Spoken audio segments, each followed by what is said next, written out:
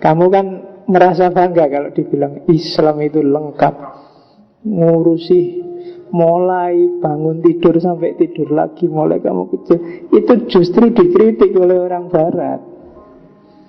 Agama yang totaliter itu mandek, tidak berkembang, karena sudah dipatenkan semua. Ya kan, mulai urusan kencing sampai urusan itu kan diatur.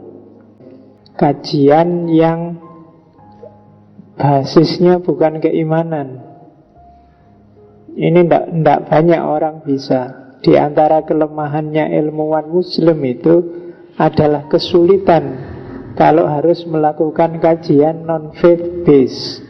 Bukan karena dia nggak bisa, tapi karena umatnya nggak siap. Kalau dia berani melakukan kajian non-faith based, membebaskan akal pikirannya untuk mengobrak-abrik keimanan meskipun dalam konteks ilmiah, siap-siap nanggung resikonya. Dan resiko kalau masyarakat itu kan kejam. Ya kan, nggak cuma kamu diintimidasi tiap hari, kamu bisa karirmu mati, kamu bisa. Jangankan yang kayak gitu, kamu coba di masyarakat.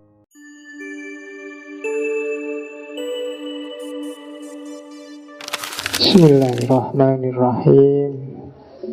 Alhamdulillahirabbil alamin.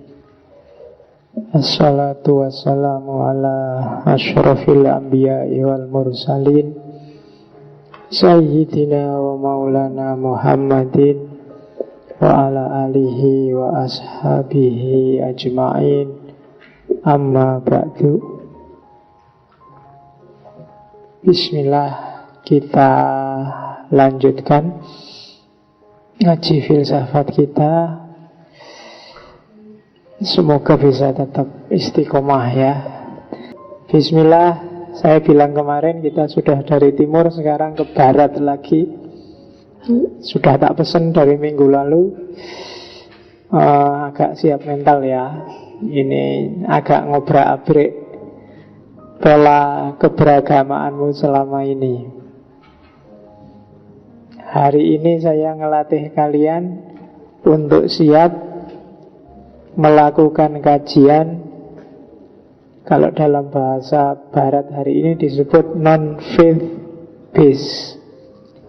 Kajian yang basisnya bukan keimanan.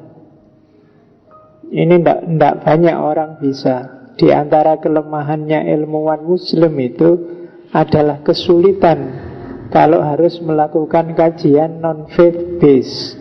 Bukan karena dia nggak bisa, tapi karena umatnya nggak siap. Kalau dia berani melakukan kajian non-faith based, membebaskan akal pikirannya untuk mengobrak-abrik keimanan meskipun dalam konteks ilmiah, siap-siap nanggung resikonya. Dan resiko kalau masyarakat itu kan kejam. Ya kan, nggak cuma kamu diintimidasi tiap hari, kamu bisa karirmu mati, kamu bisa. Jangankan yang kayak gitu, kamu coba di masyarakatmu yang NU, khotbahlah gaya Muhammadiyah, besok kamu tidak laku. Oh itu bukan, itu belum non-faith based itu baru beda aliran. Kamu cuma ngomong, ya ndak, Syiah ada benernya juga. Oh itu alamat kamu. Mungkin ini mesti sudah terkontaminasi Syiah, mesti gitu. Kalau saya di rumah kalau ceramah apa khotbah agak bau-bau rasional, Muhammadiyah gitu mesti. Ada yang bilang. Dan itu masyarakat. Maka tugas berat kita sebenarnya setelah dirimu merasa punya bekal, sebenarnya nggak semata-mata bangun karir, tapi mengabdikan ilmumu untuk mencerdaskan masyarakat. Kalau kamu putus asa dengan yang tua-tua, garaplah yang muda-muda. Wis ben sing tuwa dinteni wae. Karena susah, garap orang tua-tua susah. Orang yang sudah jadi itu susah, apalagi 40 ke atas itu susah. Biarkan saat senengnya, izinkan mereka menikmati hidupnya. Nah, garaplah yang muda-muda. Mungkin mulai TPA, mulai PAUD, dibangun mentalitas yang bagus. Kalian ngerti sendirilah mentalitas yang bagus itu kayak apa. Maka kalian tak naikkan kelas sedikit, tidak cuma berhadapan dengan aliran, tapi berhadapan dengan isu-isu besar. Karena hari ini ateisme itu bukan lagi isu kuno, tapi isu aktual. Mulai banyak lagi filosof dan ilmuwan barat yang menerbitkan buku, nulis-nulis buku yang baunya ateis. Bahkan hampir semua kritikus agama, saya nggak ngomong semua ya, hampir semua kritikus agama itu bilang saya adalah seorang agnostik. Termasuk kemarin yang jadiin disertasi itu. Karena kebetulan kemarin saya bergaul dengan banyak sekali orang yang gayanya ini. Maka malam ini tak jadiin tema pertama ketika kita kembali ke barat. Tak bagi 3. Mungkin malam ini ateis, minggu depan mungkin yang agnostik, minggu depannya lagi saya ingin ngomong teodisi. Teodisi itu orang yang tidak percaya Tuhan karena dianggapnya dunia ini rusak, banyak kejahatan, banyak kekacauan. Di mana Tuhan? Nah, itu teodisi. Kamu kan sering gugat kayak gitu. Di Nepal ada gempa sedahsyat itu. Meskipun kamu menampilkan foto masjidnya selamat, mending orangnya yang selamat, tidak apa-apa masjidnya roboh. Ya kan, kamu kok bangga masjidnya selamat. 5.000 orang selamat, alhamdulillah, daripada masjid itu yang selamat. Pasar Johar kebakar sedahsyat itu, Quran selamat. Mbok mending Qurannya beberapa agak nggak selamat, tapi kios-kiosnya selamat, ya mending kiosnya. Ya kan, kamu mikirnya kok kualik. Oke, itu nanti kita ketemu di teodisi.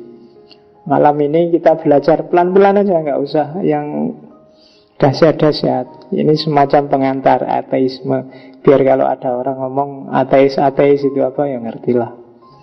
Kan, iya, karena sekarang kan kadang-kadang kamu banyak loh di sekelilingmu 1-2 mahasiswa yang gaya pakai istilah ini. Saya ateis saja Pak. Saya kafir liberal. Nah,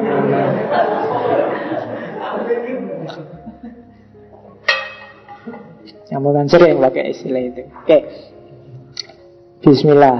Kita lihat yang pertama apa? Istilah. Kita luaskan wawasan dulu ya dengan semesta istilah. Mungkin kebetulan kamu buka buku bahasa Inggris atau buku filsafat agama, ada banyak istilah yang konotasinya mengarah pada ateisme. Ateisme sendiri oke. Ada istilah non-teis. Kalau non-teis itu berarti tidak ada hubungannya dengan teis, tidak ada hubungannya dengan Tuhan, atau tidak pakai Tuhan. Itu non-teis. Kalau ateis kan definisi umumnya tidak percaya Tuhan. Kalau non-teis tidak pakai Tuhan. Ayo kita diskusi tentang alam semesta tapi non-teis ya. Itu bisa. Makanya Buddha itu kadang-kadang disebut agama yang non-teis.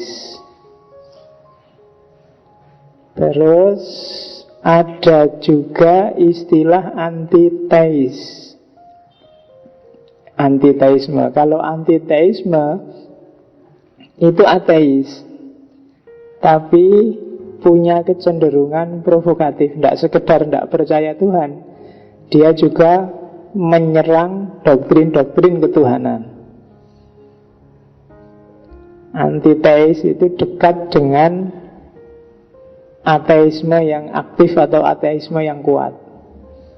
Kan ada ateisme yang lemah. Ateisme yang lemah itu pokoknya aku tidak percaya Tuhan, titik. Tidak ngomong-ngomong ke orang juga tidak apa-apa, yang penting aku ora percaya. Ora ono Gusti Allah kinti. Itu ateis yang lemah. Ateis yang kuat itu biasanya coraknya antiteis.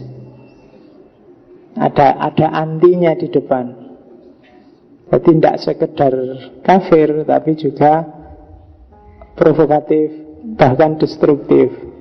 Makanya Dajjal itu kalau di dunia Kristen disebut antikris, antikristus, anti Mesias.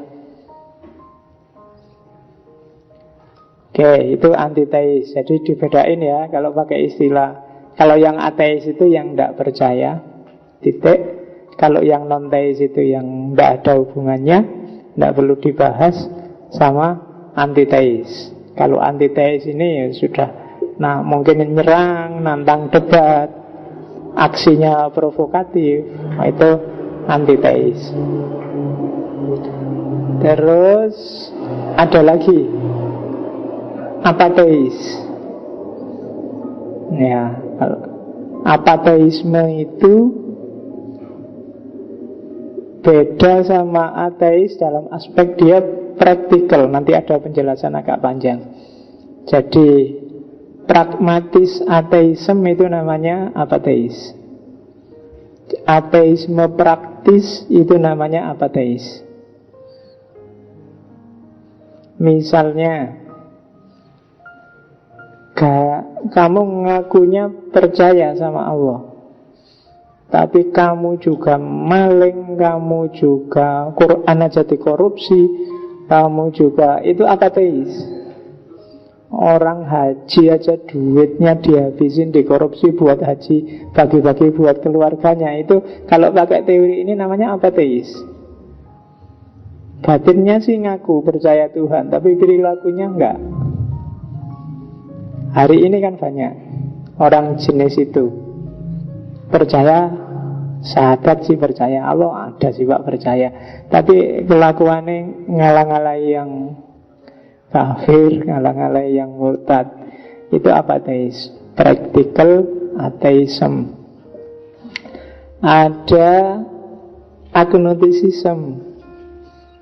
Agnosticism itu agak gandeng sama antiteism. Cuma agnosticism itu sifatnya skeptis. Tidak percaya orang bisa ketemu Tuhan dengan akalnya. Tidak percaya orang bisa memahami Tuhan pakai akalnya. Tidak percaya orang bisa ngerti tentang Tuhan. Itu agnostik. Akal tidak akan mampu memahami Tuhan, manusia tidak akan bisa menangkap Tuhan. Jadi ya, nah itu agnostik. Sifatnya cenderung epistemologis. Kalau ateis ini cenderung praksis, cenderung urusan percaya tidak percaya. Tapi kalau agnostik ini urusan pengetahuan yang sifatnya skeptis. Tidak mungkin lah orang bisa memahami Tuhan. Yang kamu sembah itu kan cuma persepsimu, definisimu sendiri-sendiri tentang Tuhan. Itu agnostik. Ada lagi yang nggak pakai A tapi pakai I, ignosticism. Ignosticism ini nanti kita ketemunya dengan positivisme logik. Minggu depan kita ngomong ini agnosticism, termasuk ignosticism. Definisinya adalah non-cognitive theology. Semua yang diomongkan oleh agama, khususnya tentang Tuhan, itu meaningless, nggak ada gunanya, nggak masuk akal. Itu ignosticism. Jadi masih dekat sama agnosticism. Kalau yang bawah-bawah itu istilah-istilah populer yang sering dipakai di buku-buku. Misalnya anti-religion. Anti-religion ini kadang-kadang tidak sama persis dengan ateis.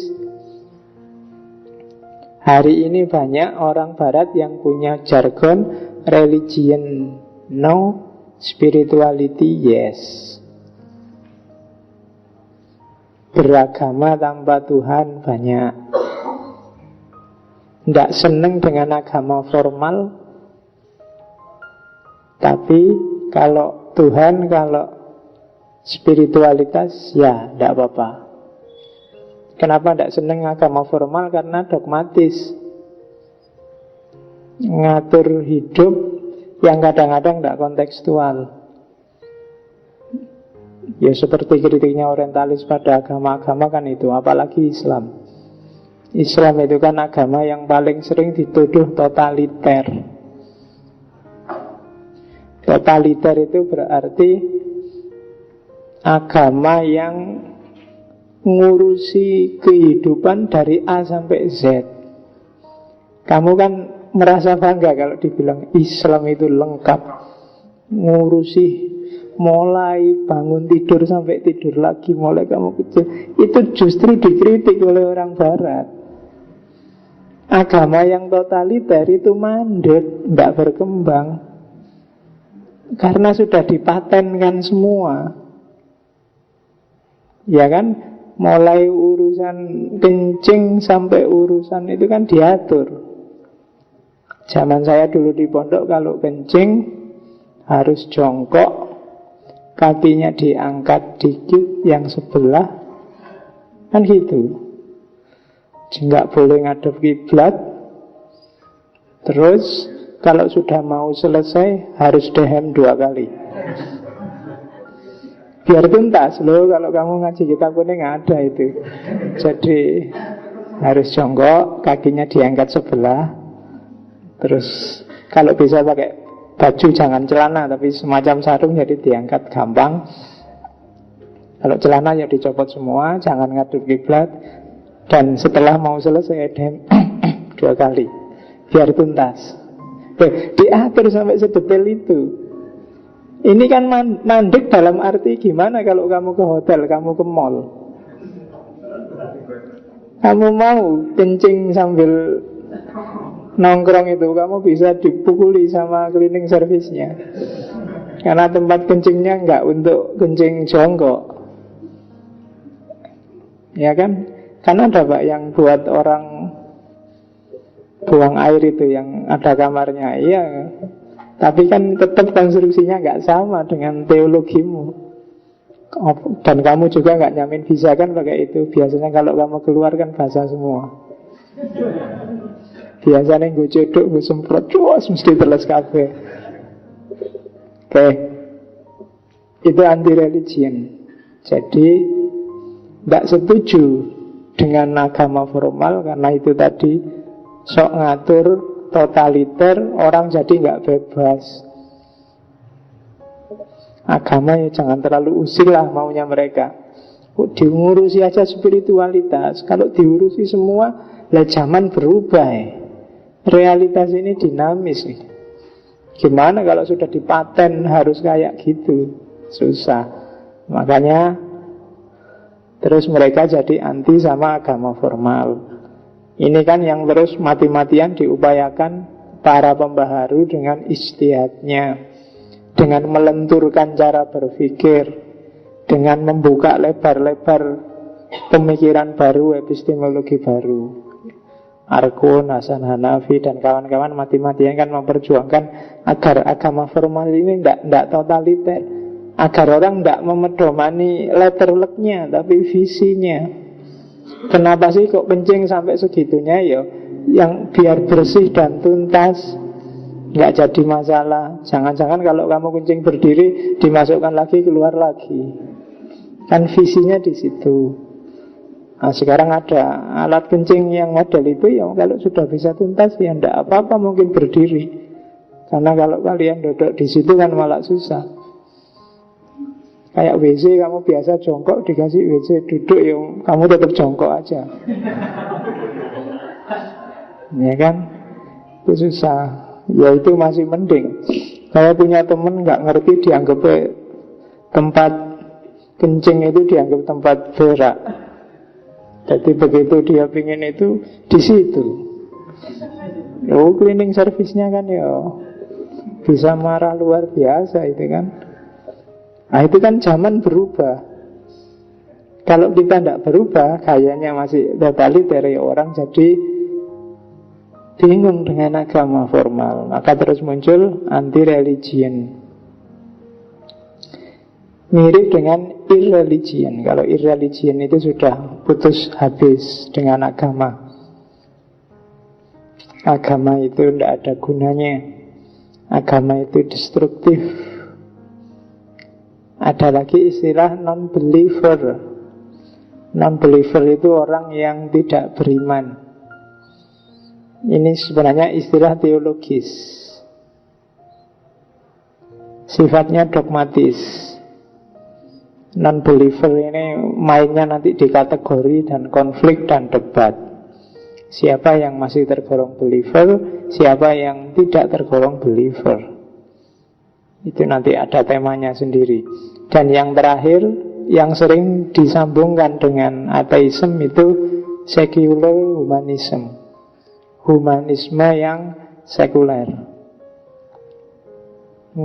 Ini jasanya, bukan jasanya, diawali oleh Sartre, existential humanism, yang digabung dengan teorinya Immanuel Kant. Lahirlah secular humanism, humanisme sekuler. Kenapa sih sekuler? Karena sekuler itu kan agama urusan agama, dunia urusan dunia. Sekuler kalau dibiarkan, apalagi diradikalkan, dia pasti akan jadi deistik. Deistik itu percaya sih sama Allah, percaya sih sama Tuhan, cuma Tuhan sekarang tidak ada gunanya. Alam semesta sudah bekerja sesuai aturannya, sudah ada sunatullahnya, sudah ada polanya. Allah sekarang sedang di Lauhil Mahfudz sana, mungkin nggak tahu lagi ngapain, mungkin lagi nongkrong apa nonton sepak bola, pokoknya dia nggak ngurusi dunia, sudah ada sunatullahnya. Itu deisme. Bisa jadi kelanjutannya sekularisme. Deisme lama-lama bisa melahirkan agnostisisme. Ketika Tuhan semakin jauh, semakin disakralkan, orang lama-lama jadi ragu. Apa iya sih Tuhan ini ada benar? Alam semesta ini mungkin dulu nggak dari Tuhan, kok ini ada kebetulan-kebetulan kosmis yang sifatnya evolutif, struggle for the fittest, yang kuat yang menang, dan lahirlah alam ini. Jadi bukan dari Allah sebenarnya, itu bikin-bikinan kita aja. Dari sekuler jadi deis, jadi agnostik, ya nanti ujungnya tetap jadi ateis. Makanya kenapa banyak orang nyuruh hati-hati sama sekularisme. Karena kalau tidak hati-hati, sekularisme di satu titik bagus, nyuruh kita profesional, nggak cengeng, mandiri. Tapi di satu sisi hati-hati memposisikan peran Tuhan. Karena semakin lama dia bisa semakin terpinggirkan, semakin tidak penting. Hari ini kan bisa kamu rasakan sejauh mana Tuhan itu penting. Paling kamu butuh kalau pas lagi ada masalah, ya kan, kalau pas lagi sakit baru ingat Tuhan. Kalau pas lagi mau ujian baru mikir berdoa. Kalau pas lagi selalu begitu. Ndak vital. Nah itu secular humanism, humanisme sekuler. Dan sekarang banyak lembaga-lembaga di barat yang sebenarnya dia ateis, cuma pakai istilah humanisme atau sekularisme. Tokoh-tokohnya biasanya agnostik. Nah, jadi kalau kalian lihat istilah-istilah itu di buku-buku atau di internet, pasti tidak akan jauh konotasinya dengan ateisme. Ini jenisnya yang tak sebut tadi. Secara akademis ada namanya negatif ateis, lawannya positif ateis. Ada strong ateis, lawannya weak ateis. Ada implicit ateis, lawannya explicit ateis. Definisinya sama. Tergantung ilmuwannya pakai istilah. Kalau kamu nggak suka dengan istilah itu, pakai istilah sendiri aja. Definisinya sama. Lumayan kan kamu nyumbang istilah badi terkenal. Tapi karepe podo. Lo kadang-kadang ilmu itu gitu. Kemarin kamu belajar misalnya eksistensialisme, Sartre kah, Heidegger kah, Nietzsche kah, jane karepe podo. Cuma dengan bahasa yang berbeda. Makanya ini tak definisikan sama aja. Janjane karepe strong, negatif, dan seterusnya. Itu definisinya sebenarnya. Yang satu sekedar tidak percaya. Kalau yang kedua tidak percaya dan punya bukti. Kalau yang satu pokoknya aku tidak percaya Tuhan, titik. Kalau yang satu aku tidak percaya Tuhan, ini loh argumenku. Jadi yang satu bisa menunjukkan buktinya, yang satu hanya diyakini saja. Sama kayak agama sebenarnya, sama kayak teis. Teis juga ada yang positif, ada yang negatif, ada yang strong, ada yang weak. Kamu kan percaya pada Allah, titik. Ada yang pinter, percaya pada Allah dan aku punya buktinya. Bukti itu biasanya rasional. Makanya namanya, kalau dalam bahasa Arab namanya burhan, demonstrasi. Kenapa disebut demonstratif? Karena diekspos, ditunjukkan, didemonstrasikan gimana alur rasionalnya sehingga pikiranmu seperti itu. Kalau di wilayah ini bukti, di wilayah keimanan ini buktinya tidak boleh kamu bilang aku iman pada Allah, buktinya apa? Quran.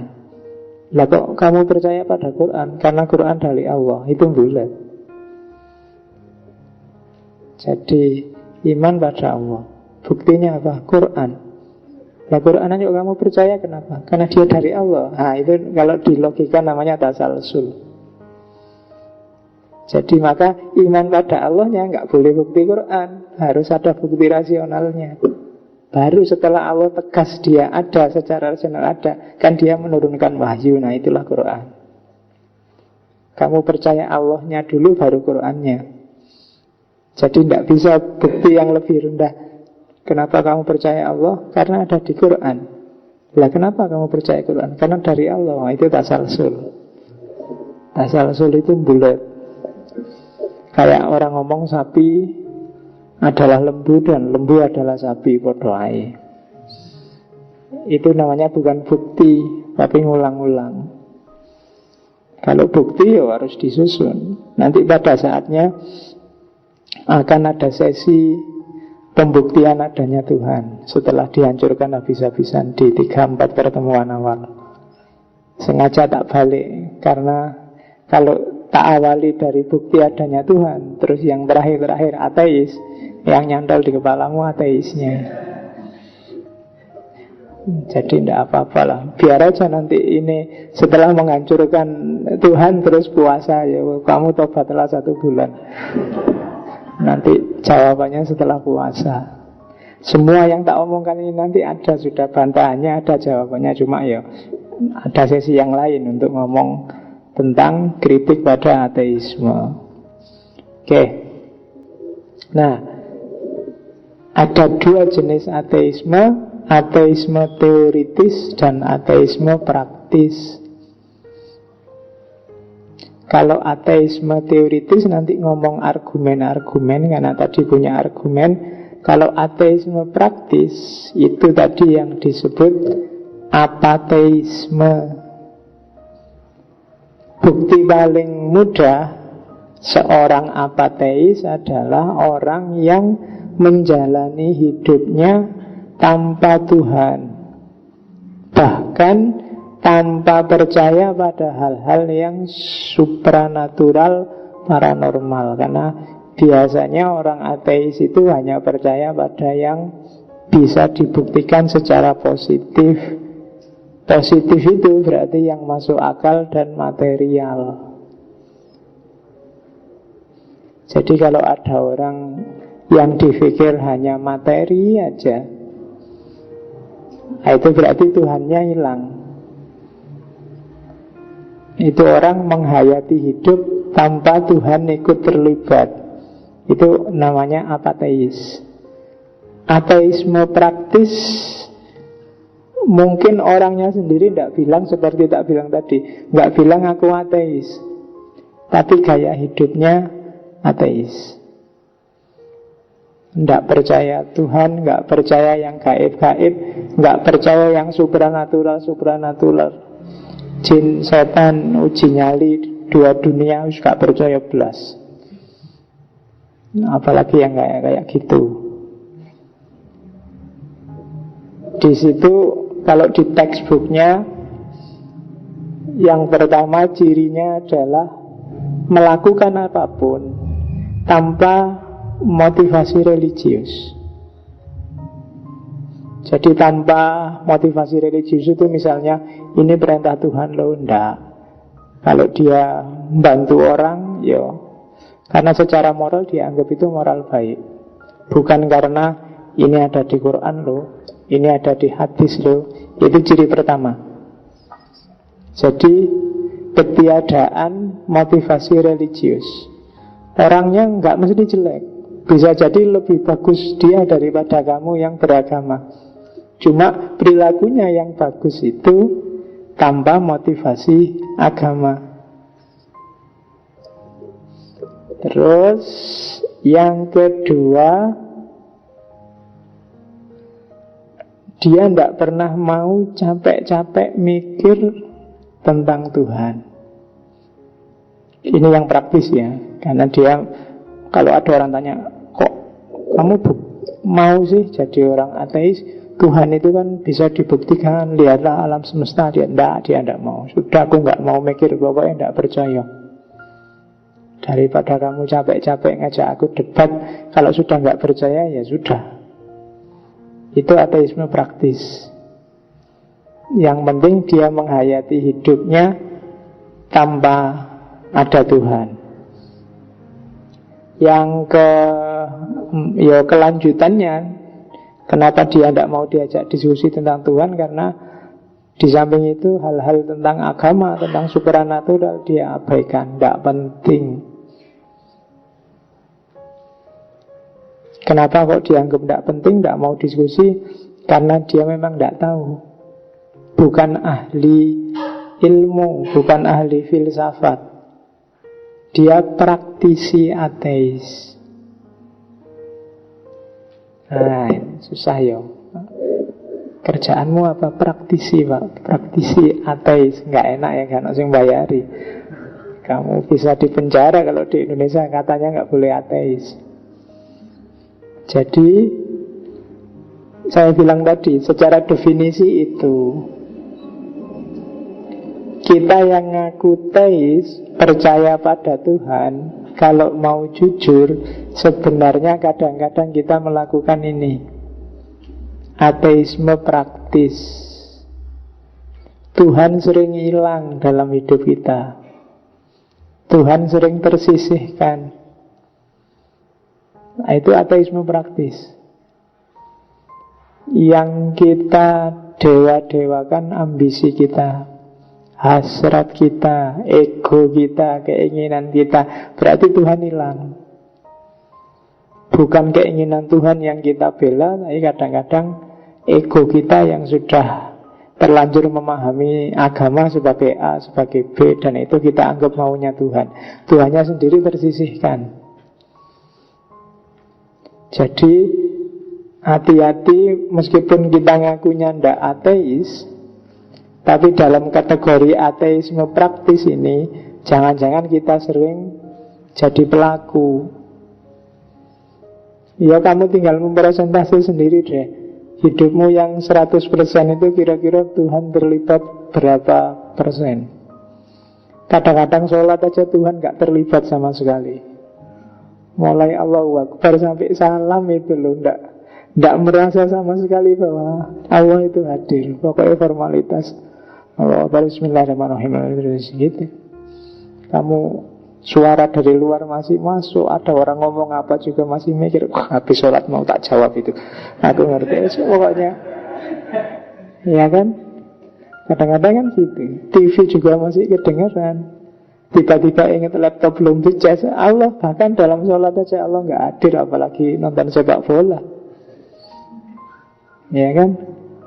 Kalau misalnya Ronaldo mau ngeguling terus nggak jadi, kamu bilang astagfirullah, mau bilang astagfirullah. Ya, asliannya apa astagfirullah? Itu membuktikan Allah hadir apa enggak. Itu makanya hati-hati. Kalau ateisme teoritis pasti enggak, tapi kalau ateisme praktis hati-hati. Jangan-jangan hidup kita bisa lebih 50% ateis, karena kita sisihkan Allah. Orang yang tidak ateis praktis itu mau minum misalnya, kira-kira Allah ridhonya itu minum gaya apa ya? Nah itu Allah hadir waktu minum. Yuk sekarang aja, yang tadi enggak.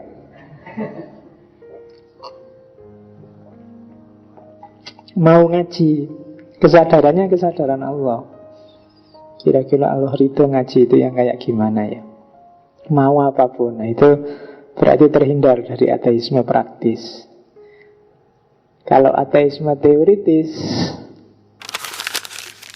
ini ngomong tentang teori mengapa aku tidak percaya Tuhan. Itu ateisme teoritis. Sudah ngomong argumen-argumen.